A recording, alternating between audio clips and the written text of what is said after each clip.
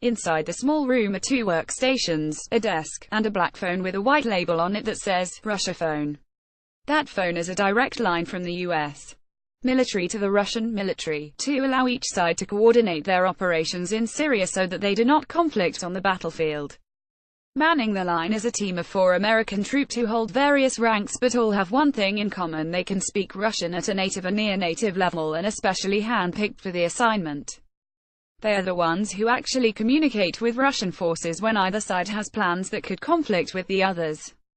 Typically, a senior leader on one side will initiate a call to inform the other side of a specific operation that needs deconfliction, sometimes calling up to a dozen times in one day.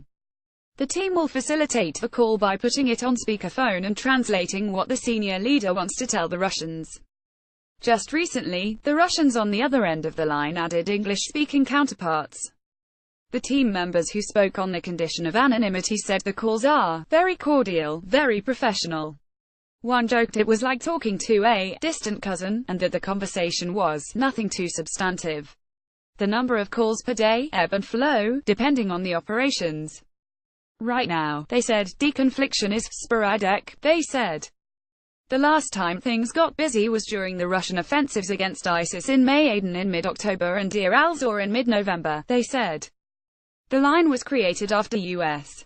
troops began air operations in Syria against the Islamic State in September 2014, and Russian air forces also began operations there in September 2015. Despite its importance, the deconfliction line has remained a mystery for many reporters covering the ISIS war from the Pentagon. Moscow has threatened to cut the line several times, but it is not clear whether that has ever happened. There is at least one other deconfliction line at a nearby U.S. Air Force base in Qatar where the U.S. military plans air operations over Syria. A lot is riding on whether the team gets things right. In the past, there have been mishaps between the U.S.